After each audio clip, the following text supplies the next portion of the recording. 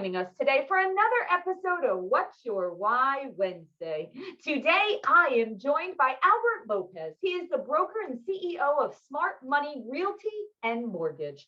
Albert, thank you so much for joining us. Now, most of us came into the mortgage industry by accident, but we stayed in the industry because it's tied to our personal and professional why. So Albert, at this time, please share with us, what is your why? I appreciate that. And I appreciate the lead because you got me thinking, right? So inside of that, it really, my why at this point, it's not about mortgage, and mortgage is my vessel because I've gotten to know it so well. So really my why is growth and contribution. I mean, I've really evolved to that particular stage of my life where I'm looking to grow. And inside of this business, I mean, there's constantly ways to grow, things to learn. It's very dynamic. So that never stops. And it also doesn't stop just from a leadership perspective and really contributing. I was thinking about this, and my contribution at this point is to the team. It's not, I've evolved not so much to the consumer because I've done obviously many transactions, but at this point it's training and developing people that I work with and contributing to their lives and their families. So I've been able to, I've been really blessed to develop a skill set and an ability to do well in this industry, and what I've learned is that that's a function of your knowledge and your desire and your skill sets and just your ability to navigate a pretty complex transaction. So my why is training and developing others, so that they can improve their financial position, whatever their position for themselves and their families. I'm almost hearing the word in the back of my mind of impact. Like, I almost feel like what you're saying is you want to make an impact, right? You want to make an impact on the lives of the people that work with you as part of the team. You want to make an impact with the families that you serve. I'm kind of hearing that as you're speaking to that, and that is so amazing. Yes, 100%. And, as a real estate and mortgage broker, I mean, I've been on the front lines, and there is a lack of professionalism.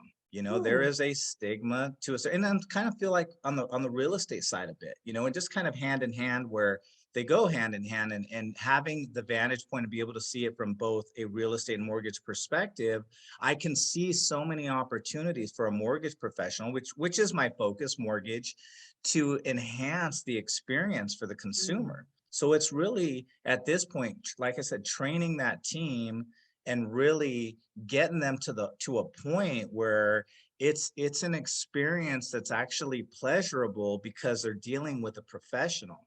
It can make or break the transaction. It should be buying a home, should be in making that investment. It's such a unbelievably impactful, to use your word, experience for a family, not only financially, for long-term retirement, for just I have that shelter, like I'm secure, but it becomes so stressful based off of the fact that the communication channels may not be moving together, or sometimes loan officer doesn't really always know what's going on. So that ability to be able to see it from a realtor's perspective, from a processor's perspective, and my knowledge at this point, knowing those things, passing it to my team, focusing on originators a bit, just has an impact. It does, and it flows its way down, and it has an impact to my team member, because with that, he can demand more. I'm looking for my team to make more money. I mean, I really am, and as that, I've noticed that everybody wants to make more money, but where is your skill? Where are your skill sets? Where is your knowledge? It's one thing to say it, it's another thing to have a comprehension, become an expert. And as you become an expert, the money starts to show up, but there's no shortcut. You need to invest in yourself, and really, for myself, my why is investing in others. And I always say, everybody that works with me has to do what's best for them and their families. And my goal is what's best for you and your family is to work with me.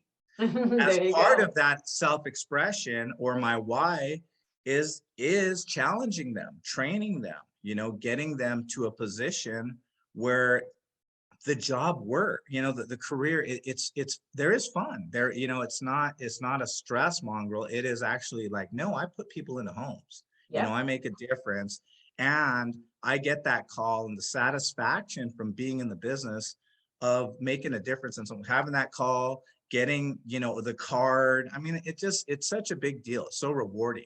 So Very much that's so. my why, I would say at this point. And that takes me to my next question. So, we all have that special family, or families, because so many times we have that particular family or particular situation where it really touches our heart and soul because we've made such a monumental difference. So, Albert, this is my most favorite question that I would love to hear. Please share with us one of those stories that really just lives inside of you, where you realized the monumental difference your work and working with a particular family or team member, could be a team member too, where Sure. you just realized that difference you make. So a lot of stories with families. I definitely have quite a few that I thought about, but the one that really jumps out to me, that sticks closest to me, is just around the holidays this past Christmas. I had dinner with an ex-colleague. So we worked together, and I went to his house to have dinner. He invited me over for dinner, and with his wife and his three kids. He's got three young kids. And this is somebody, and making homemade dinner, having a beer just casually, but it's a big deal. His wife made, like, what do you want to eat? And I'll make you chile relleno. It's a challenging dish to make. And Oh, really, like just that act, and especially culturally, it's huge. It's a sign of affection and so forth. Well, this is an individual that when he started with me, he was at a low point.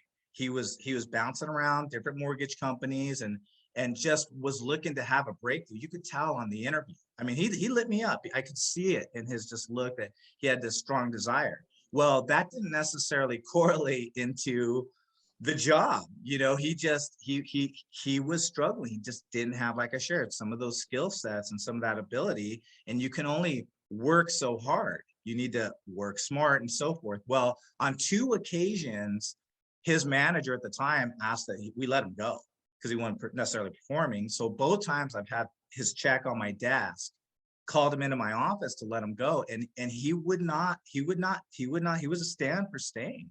He would not allow himself to be let go. I hmm. mean, he effectively was, let me prove to you that I can do well for this company.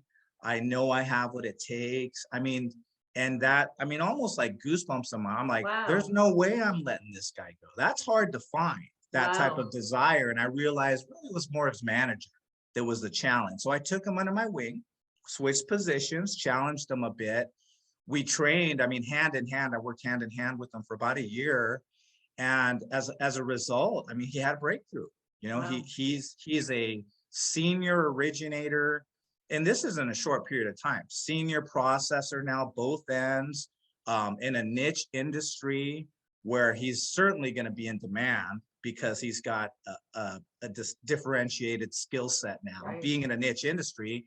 And to the point, I mean, just huge breakthrough financially. His family has transformed, taken vacations. I met out with him in Vegas when he took a vacation. I mean, it's just truly made an impact, and Wow. seeing it and being invited to his house. So that is why I do what I do. And that really solidified my why. I remember leaving his house going like, man, how this is like, this is this is what I can Well, offer. that's This is that's my one of those contribution. moments. That's one of those moments when you're like, I made an impact. It's actually funny, Albert. While we're sitting here, I just got a text message from a girl, a young girl that I mentor.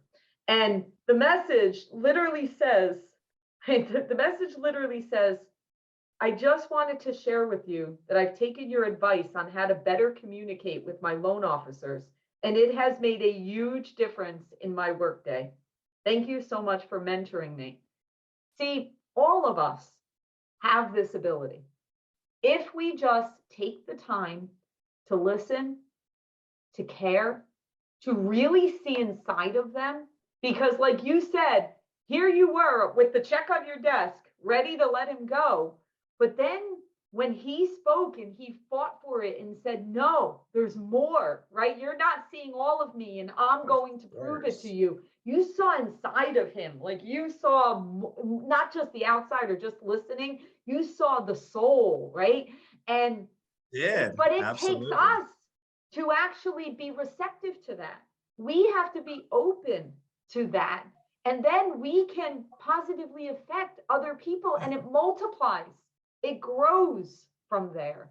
But Yeah. it starts with us, I believe. Well, and inside of that, to that soul question. So younger managers. So I brought in his manager after the conversation and the HR manager, and I asked for their feedback. I let them know what transpired, and both of them stood by we should let him go. He's not, we should let him go. And I just sat there, and and I got it. And at the same time, it was like, you know what? It's my company, Yeah. and most of the times certainly listen to staff, but it was like, Yeah. no, not going to No, happen. you were feeling it, You right? cannot, I felt, and you can't coach desire and No. passion. I mean, so it's like the other stuff, give me somebody that has that type of desire and passion all day over somebody with maybe the greater skill sets or talent right out of the gate, but Yep. maybe with not the best attitude. It's just not what inspires me or lights me up. So no, it definitely was. And like I said, that particular one, just being being around kids, young kids, and just like, you make it different. Like you really like, and just the appreciation and the acknowledgement. I mean, it was humbling. I don't want it. I feel like it's my honor in a sense. Exactly. And that's what I have that's where I'm at. So it's really exciting. I love it. I love it. All right. Final question. This has been fabulous. We're speaking about the younger generation coming in. And I actually want to ask you that question. What would be your advice to someone coming into our industry or someone that's newer in our industry? What would be your advice to them? Be a student. Take that's number one thing is, never stop being a student, never stop learning. Your skills will determine your income, and that ultimately it's really about what you can offer to your employer and your client. It's really both. It's just gaining the necessary skills to align with whatever goals that you have, and taking a hard look at that and constantly be learning around that. I think that you would probably agree. I mean, most people that have a customer or a focus around service understand that, don't worry about the money. If you have service, if you have this desire, this principle centered desire to just do more than you're paid for, almost, that's a principle of success. Just really taking on that skill set, doing more than what you're paid for, providing more service than the call of duty. It doesn't matter. The call of duty is just to do the very best that you can, that the money takes care of itself. So not to focus on that, become a student, prepare yourself to run a marathon in this industry. There's always business. As you become a student, and through time, you'll become an expert. People want to work with experts.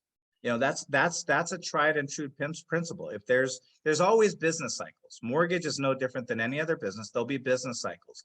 But as you become a student and you become an expert, your ability to use your imagination, adapt yourself, navigate inside of because there's always business. Mortgage loans aren't going away. There's always going to be mortgage loans. The key is, as you develop yourself, your mind opens up and you can see opportunities. That's right. Without that offensive minded, student oriented mentality, you're going to find yourself reacting. Correct. In lieu of positively, and it really comes down to your imagination, and it's not always unlocked without the consistent work that you put in as a student. But as you become a student, something transforms in your mind, and there's always something to learn. You know, there's Every originators day. need to, I mean, and even inside positions, I mean, it's Yes, vitally important in always. my humble opinion to, as an originator, to know what a processor does. I mean, it's Yeah, vital. The best originators know how to process. The best yeah, processors understand what it takes to get a loan in the door from the origination side. So absolutely. I think that's the one thing, is prepare yourself. There are no shortcuts. I mean, everybody has said it, and it is true. You know, it's what it takes. And if you want to make more money, improve yourself, Yep. you know, and stand out, you know, and you control your work 1% ethic better every day, right? Look to get 1% better every single day. every single day. And yesterday is yesterday, Yep. and tomorrow is tomorrow. So if some days are better than others, but if you consistently invest in your craft, you will have success. Agreed. All right, Albert, thank you so much for your insights. Thanks for sharing your why with all of us. We truly appreciate it. Wishing you all the best always. Thank you, Laura. Okay.